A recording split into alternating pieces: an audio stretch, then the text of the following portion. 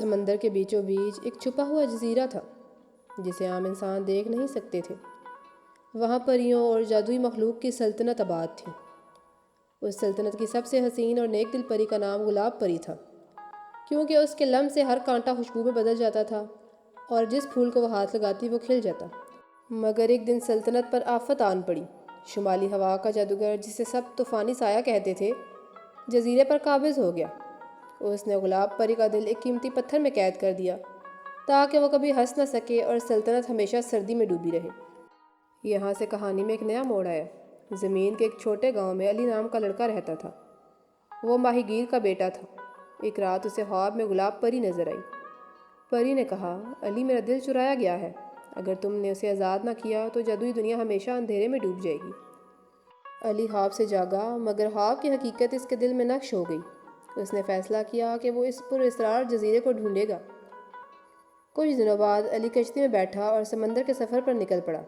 رستے میں اسے 7 بڑے راز ملے اور ہر راز میں ایک کڑی تھی جو آگے دروازے کھولتی۔ کچھ دن کے بعد کشتی ایک سنسان جزیرے کے قریب پہنچی۔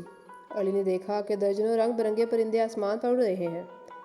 اچانک ایک نیلا پرندہ اس کے کندھے پر بیٹھا اور انسانی آواز میں بولا، علی تم پری کی تلاش میں نکلے ہو۔ راستہ سیدھا نہیں، مگر اگر سچائی تمہارے ساتھ ہے تو ہم تمہیں سمت دکھائیں گے۔ پرندوں نے اپنے پروں سے آسمان پر روشنی کا دائرہ بنایا اور ایک سمت دکھائی۔ علی نے شکریہ ادا کیا اور آگے بڑھ گیا۔ راستے میں ایک پہاڑ آیا جس کے دہانے سے آگ کے شعلے نکل رہے تھے۔ اندر سے ایک خوفناک آواز آئی، جو یہاں آیا وہ راکھ ہو جائے گا۔ علی نے قدم جمائے اور بولا، میں اپنی جان دینے نہیں آیا بلکہ ایک دل بچانے آیا ہوں۔ پہاڑ کے اندر سے ایک شعلہ نکلا اور ایک قطرے کی صورت میں علی کی ہتھیلی پر آ گیا۔ یہ تھا آگ کا قطرہ جو اندھیرے کو جلانے کے کام آنا تھا۔ اس کے بعد ایک رات کشتی ایک غار کے سامنے رکی جو چاندنی میں چمک رہا تھا، لیکن دروازہ بند تھا۔ ایک تحریر چمکی، یہ غار صرف پاک دل کے لیے کھلے گا۔ علی نے آنکھیں بند کی اور اپنی نیت کو یاد کیا، میں لالچ کے لیے نہیں بلکہ نیکی کے لیے آیا ہوں۔ دروازہ خود بخود کھل گیا اور اندر سے ایک روشنی کی ڈوری ملی جو ہر اندھیرے کو توڑ سکتی تھی۔ اس کے بعد ایک دریا آیا جس کے پانی میں روشنی نہیں تھی۔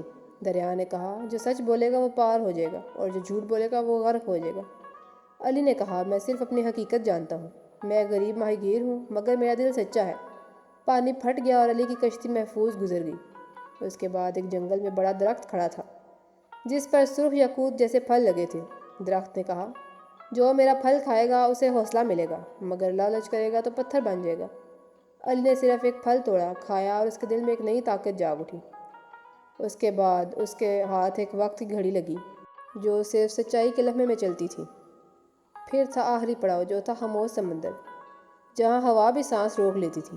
علی نے سب امتحانات ایمان اور حوصلے سے پاس کیے۔ آخر کار وہ طلسمی جزیرے پہنچا۔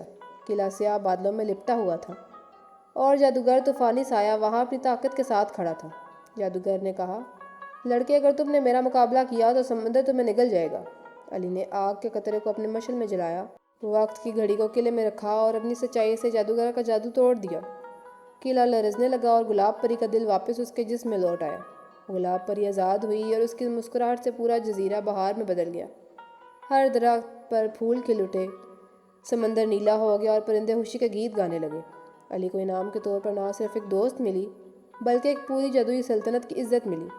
اس دن سے لوگ کہتے ہیں کہ اگر کوئی سچے دل سے دعا کرے تو سمندر کے پاس گلاب پری ضرور اس کی دعا سنتی ہے۔